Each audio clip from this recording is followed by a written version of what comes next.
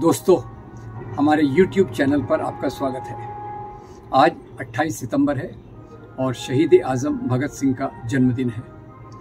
आज हमें ये सोचने की ज़रूरत है कि शहीद आज़म भगत सिंह के सपनों का भारत क्या था और आज हम किस तरफ जा रहे हैं। ये एक बहुत महत्वपूर्ण सवाल इसलिए है कि भगत सिंह के नाम पर हर जगह आदर होता है। भगत सिंह के नाम पर बहुत कार्यक्रम होते हैं। भगत सिंह के नाम पर वो लोग भी सहमति जताते हैं जिनका उनके विचारों से पूरा विरोध है। तो ऐसे हालत में समझने की ज़रूरत है कि वो कौन सी बातें थी जिनको लेकर भगत सिंह ने इतना बड़ा त्याग दिया, इतना बड़ा बलिदान दिया और इतना बड़ा अध्ययन करके एक सही विचारधारा तक आए।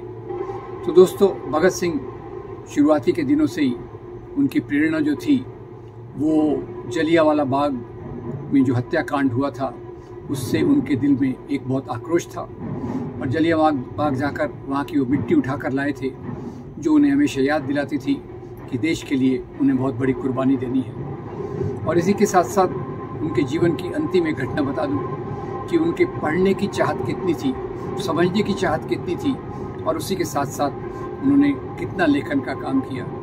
ये घटना उनकी मृत्यु के समय की है जब उनको फांसी की सज़ा दी जा रही थी।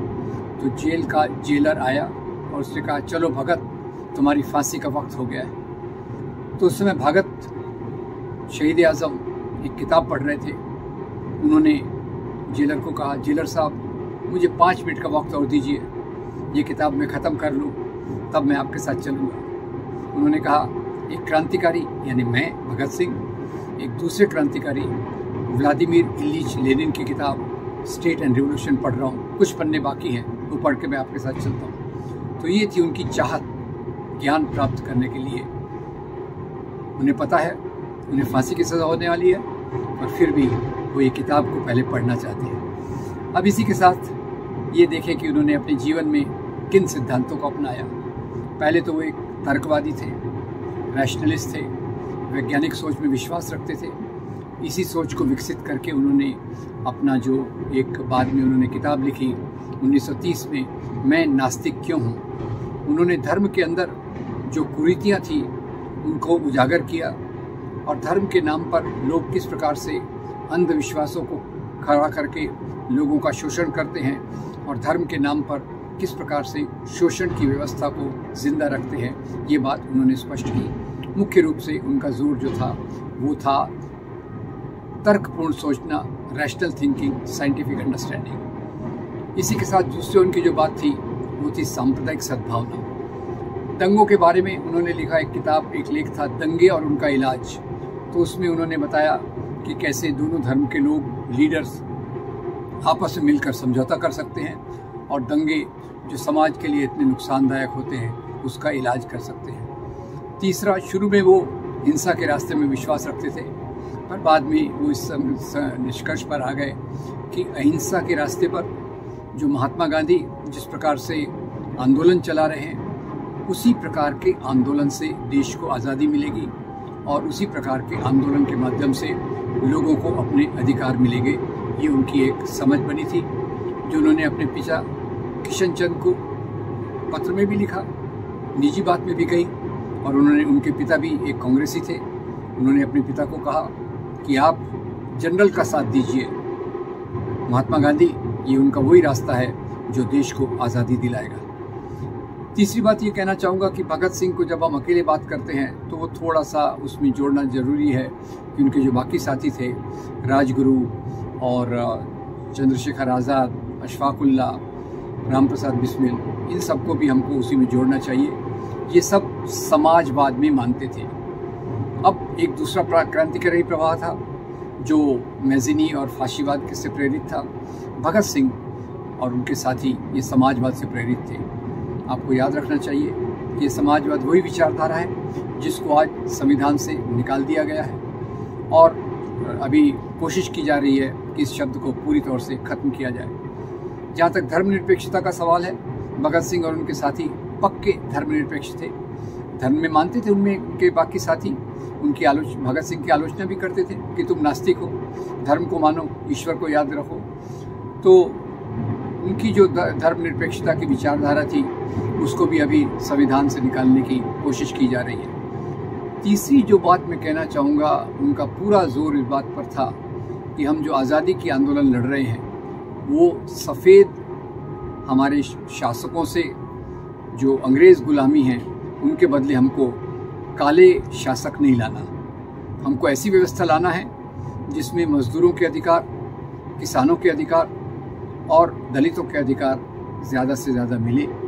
एक ऐसी व्यवस्था लाना है जिसमें इनके विचारों का पूरा आदर हो, इनके अधिकारों का पूरा आदर हो और उस आधार पे हम अपने समाज को चला सकें। ये उनके सपने का तीसरा भाग था। और आज हम देखते हैं कि उसके पूरा उलट, जहां आज जिस प्रकार की नीतियां चल रही हैं, पूंजीपति कॉरपोरेट शक्तिशाली हो रहे हैं, अमीर ज़्यादा शक्तिशाली हो रहे हैं, गरीबी बढ़ती जा रही है, बेकारी बढ़ती जा रही है, भूखमरी बढ़ती जा रही है, किसानों की समस्याएं बढ़ती जा रही हैं, मज़दूरों की हालत बहुत ख़राब है। और ये वो सब चीज़ें थी जो भगत सिंह को उद्वेलित करती थी। जहाँ तक जाति व्यवस्था का सवाल है, ये भी हमें याद रखना चाहिए कि भगत सिंह जाति व्यवस्था, छुआछूत की प्रथा के भी बिल्कुल खिलाफ थे। और जेल में उनके बारे में बहुत प्यारी कहानियाँ हैं कि जेल में उनके जो सहायक थे, मदद करने वाले थे, वो एक अछूत थे और ये उन्हें कहते थे, मुझे तुम्हारे हाथ का बना हुआ, तुम्हारे घर का बना हुआ खाना खाना है। ये एक बहुत बड़ी बात थी उस समय के लिए, जब लोग छुआछूत को मानते थे और समाज में जाति व्यवस्था के खिलाफ इतना बड़ा आंदोलन नहीं चल रहा था। तो ये तीनों मामलों में भगत सिंह का जो सपना था कि गोरे शासकों के बदले हमको काले शासक नहीं लाना, हमको पूंजीवादी व्यवस्था के उलट एक लोकतंत्र ऐसा चाहिए जो गरीबों की आवाज़ सुने, दलितों छुआछूत दूर हो, किसानों की बात सुनी जाए, आज पूरा उसके उलट रास्ते पर देश चल रहा है। और जो लोग आज सत्ता में हैं वो भगत सिंह के विचारों का पूरा विरोध करते हैं। भगत सिंह की एक बात से उनकी सहमति नहीं है। भगत सिंह वैज्ञानिक सोच में भी विश्वास रखते थे। आज श्रद्धा के नाम पर, फेथ के नाम पर, अंधविश्वास के नाम पर बहुत बड़ी रिसर्च को बढ़ावा दिया जा रहा है, बहुत बड़ी चीज़ों को स्कूल की किताबों में लाया जा रहा है जिनका वैज्ञानिक सोच से कोई संबंध नहीं है। भगत सिंह चाहते थे अलग अलग धर्म के लोग मिलजुल कर रहें और एक भारत में धर्मनिरपेक्ष समाज स्थापित हो। आज के शासकों की नीति फूट डालो और राज करो, हिंदू और मुसलमान के बीच में इस प्रकार की राजनीति चल रही है। जहां भगत सिंह हर एक धर्म के व्यक्ति के साथ प्रेम से, स्नेह से रहते थे, उसके उलट आज जो हो रहा है, समाज में अल्पसंख्यकों के खिलाफ एक बहुत बड़ी मुहिम छेड़ी जा चुकी है, जिसके कारण समाज में उनकी बहुत बड़ी उपेक्षा हो रही है। तीसरा, जहाँ तक देखें किसानों का सवाल है, किसानों ने 10 महीने लंबा आंदोलन किया, 600 किसानों ने शहादत दी, उसके बावजूद उनको जो दिए गए वादे थे वो कभी भी पूरे नहीं हुए। तो सवाल ये है कि क्या आज जो ताकतें, भगत सिंह का नाम तो सबको लेना पड़ता है क्योंकि उन्होंने अपने त्याग और बलिदान से एक लंबी लकीर खींच दी, उसके लिए उसका आदर तो शाब्दिक तौर पे करते हैं, पर क्या उनके मूल्यों पर चलने का साहस आज हम दिखा सकते हैं?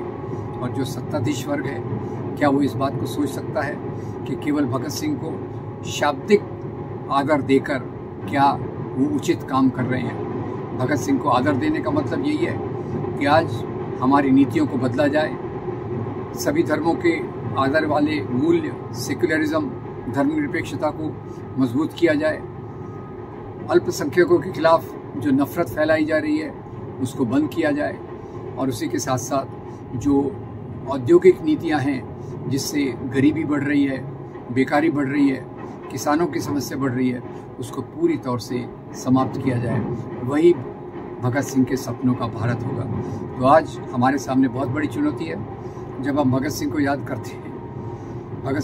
करते हैं तो ये सामने रखना बहुत ज़रूरी है कि हम मुख्य रूप से भगत सिंह के सिद्धांतों के आधार पर, उनके सिद्धांतों की बात लोगों तक ले जाना चाहते हैं। केवल उनके फ़ोटो की पूजा करके, उनको ऊपरी तौर से याद करके समाज में परिवर्तन नहीं आएगा, और इसके लिए हम सब की जिम्मेदारी है कि उनके मूल्यों को, उनके आदर्शों को, उनके विचारों को, उनके वक्तव्यों को जो उन्होंने अपने लेखों में रखा है, किताबों में लिखा है। 23 साल 8 महीने का नौजवान इतना अध्ययन करता था कि लाहौर में जब वो जेल में थे, लाहौर का जेलर परेशान हो गया, क्योंकि लाहौर की लाइब्रेरी की सब किताबें तो उन्होंने पढ़ ली, बाकी लाइब्रेरी से भी किताब मंगाते रहते थे।